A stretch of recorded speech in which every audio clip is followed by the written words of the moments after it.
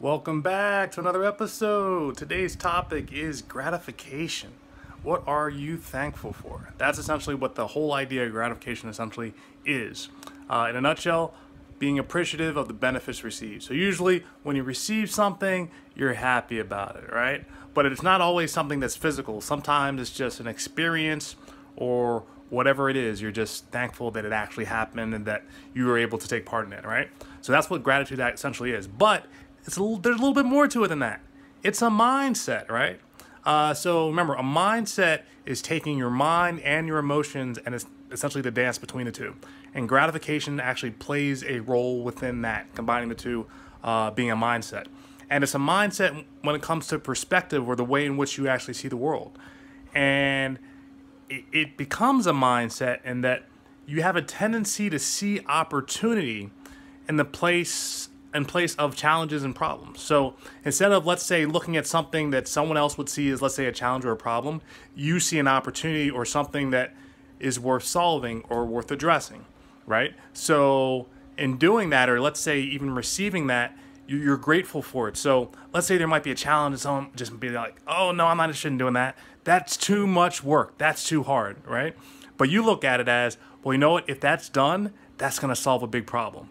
And that is going to make me super stoked to know that I was actually able to help contribute to that bottom line, right? So you'll be incredibly grateful for the opportunity to have that challenge, to be able to take it on.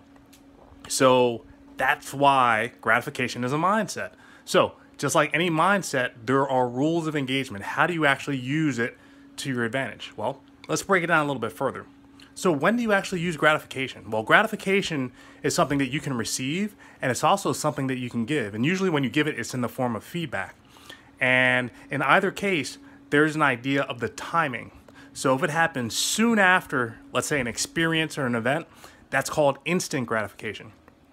And if it takes a little bit before it happens, or it takes a long time, before it happens, and doesn't happen until much later, that is delayed gratification. So an example of instant gratification, or to know if you're someone who prefers instant gratification, if you can't wait for surprises, you got to know right now, you're all about instant gratification. You need to know right now. You want to receive that as soon as humanly possible. But if you are, let's say, a fan of delayed gratification, you love surprises. You can wait because you like that anticipation of discovering what it is that's waiting for you, but you don't have to know right away. You'd much rather be surprised. So you actually are tuned a little bit better for delayed gratification. Now, there is a preference in each and every one of us, whether we want instant gratification or delayed gratification. Most of society these days kind of slants towards that instant gratification route where they want to receive, let's say, the fruits of their labors, almost immediately. Everything, it has to happen now, has to happen now, has to happen now. But not everyone's wired that way, and there still are folks out there that can wait and essentially receive, whatever that gratification is down the road. So, quick question, which one are you? Are you one for instant gratification or one for delayed gratification? Now, both of them can be used for your advantage. It's just a matter of knowing the timing, right? So, when you actually respond with gratification, that's actually something that's incredibly powerful because you use your emotion to share how you feel about something. And when you do that within a positive light, that energy, it travels and it also is contagious. So when you transfer that to someone else, when someone else receives that gratification, they also transfer it to someone else. So it's like a cycle that you're creating anytime you put gratification out there. So I'm a firm believer when you put positive energy out into the world, it manifests, it grows, and it spreads to others. So that's something we want to do anyway. So when we do that with gratification, it makes us feel even better. And the practice of identifying what you're grateful for can also make you feel very good. So one thing I actually do each night is I think of 10 things that I am super grateful and happy that actually happened within that day. And I go to sleep on that and I wake up. Sometimes I do the same thing when I wake up. Make sure I don't forget to do, again, my nightly routine the day before. But if I do, then I just do it in the morning. But it's something that it makes me ready to accept whatever challenges I have in front of me. Because if there are lots of things I'm already grateful for, then a little challenge isn't going to slow me down. I'm going to continue with that trend.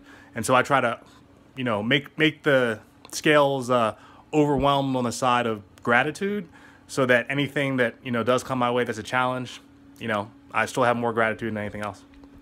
So When do you actually choose to provide instant gratification versus delayed gratification? Now, sometimes you can't do that when you receive it, but when you give the feedback, there's actually a timing aspect involved.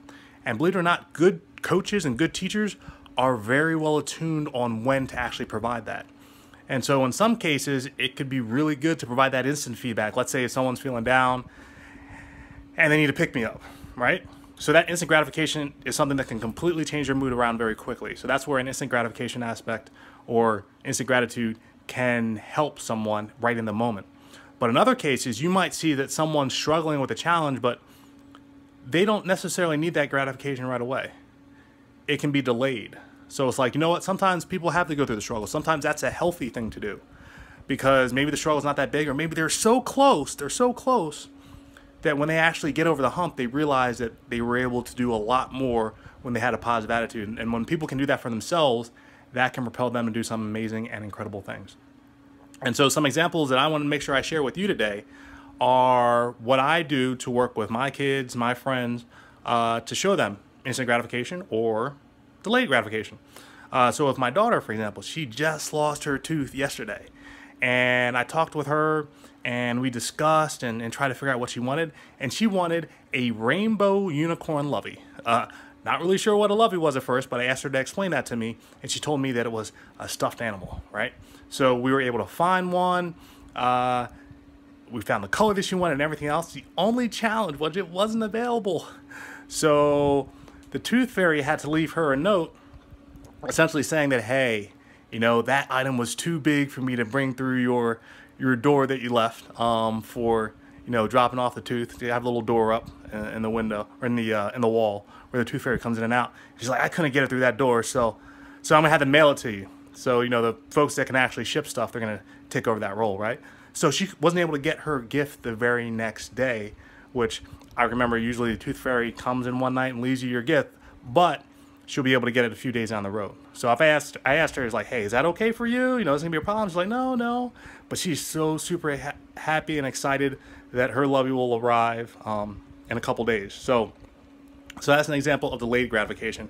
And that's actually something really good for kids to have and to learn how to accept, because if they can wait for things, sometimes the big things will actually come if you're willing to wait for them. Sometimes if you only have instant gratification, or if you're toward that slant, you have to have something, but it's going to be like, let's say, small. But sometimes you want those big things, so you have to wait a little bit longer for them.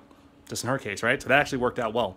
In some other cases for instant gratification, math for dessert. So I actually have that pretty regularly with my son, maybe once or twice a week. And what we do is we essentially do math games for dessert. So normally you would think, oh, you had a good meal, shouldn't you just deserve dessert? Well, I actually decided to make my son work for it. Why? Because it helps him with his math skills.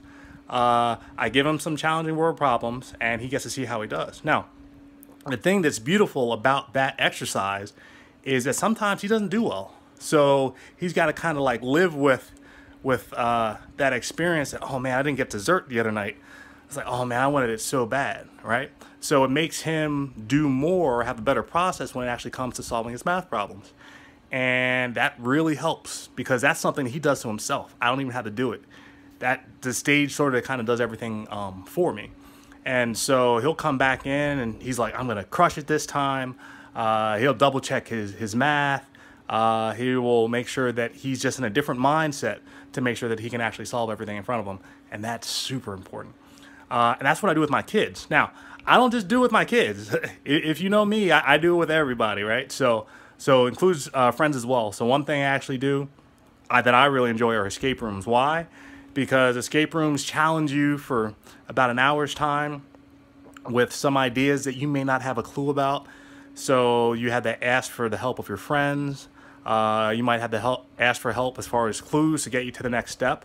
But there's a gratification piece knowing when you've actually figured out the answer, and you can unlock that one thing. We're like, oh, that was locked, but we figured it out, and now we're actually able to unlock it, and that feels so awesome and so wonderful. And there's an experience I can remember specifically, and this is actually before the coronavirus hit the States, was my friend actually came back from Hong Kong, and he went on his two-week quarantine, and we're like, hey, you know what, when you get out, we're going to do an escape room. And I decided to do a coronavirus theme escape room. So we went to an escape room. I actually had my entire script written up with some music in the background, and I actually cold called him from another number and delivered this message. And it was funny because he was kind of freaking out by the whole event because he just got back. He's like, oh no, they called me back because someone on the plane might have got us sick or something like that. But in any case, it went with the whole theme for the escape room that we actually did. And that was a case where you might have had, let's say, some instant and delayed gratification.